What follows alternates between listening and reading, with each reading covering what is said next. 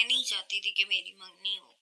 मंगनी हुई, फिर मैंने सब कुछ एक्सेप्ट कर लिया। मंगनी के बाद मुझे रियलाइज़ हो गया था कि मेरी सास और मेरी नंद का बिहेवियर मेरे साथ नहीं सही रहेगा। फिर मैं सोचती थी यार कि शायद वो इतनी बुरी ना भी हो।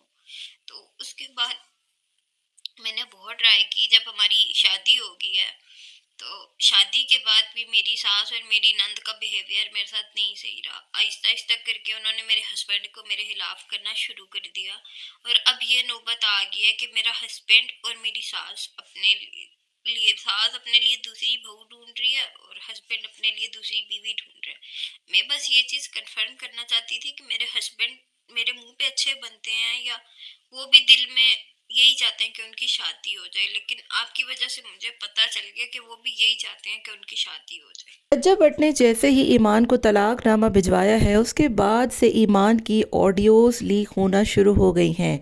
ऑडियो में ईमान अपनी नंद और अपनी सास से मुखातिब हैं कि जब से शादी हुई है उनका रवैया ईमान की तरफ बिल्कुल भी ठीक नहीं है। वो ईमान पर जुल्म करती थी, उनको कभी भी कुछ भी उठा के कह देती थी। उनका ऐसा तरीका ही नहीं था कि वो ईमान को घर में रखना चाहती हैं।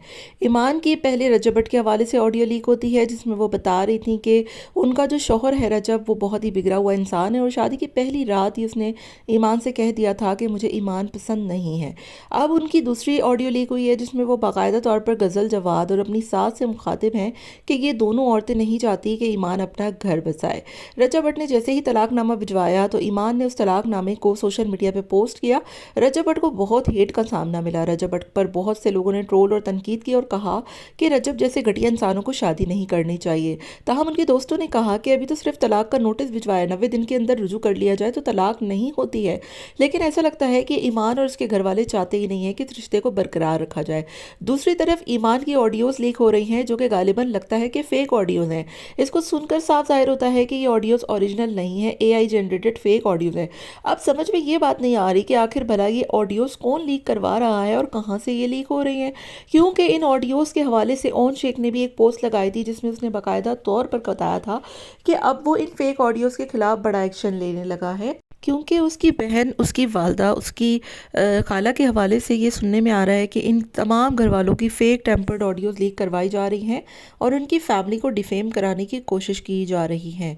मुझे इस ऑडियो को सुनने के बाद इस बात का बखूबी अंदाज़ा हो गया कि ये सारी ऑडियोज़ फ़ेक हैं। हाँ, कुछ ऑडियोज़ बिल्कुल ओरिजिनल हैं जो कि ऑन की थी और जिसमें ईमान अपनी सास से कह रही थी कि केवान का नाम नहीं लेना। इसके अलावा कुछ ऐसी ऑडियोज़ आई हैं जो कि फ़ेक लग रही हैं और ऐसा लगता है कि ये तमाम तर ऑडियोज़ कोई लीक करवा रहा है ताकि ये तासुर कायम किया जाए कि ये सारी ऑडियोज़ फ़ेक हैं। बहरहाल इन तमाम चीज़ों की जब तहकीकात होंगी तो सारा सच सामने आ ही जाएगा।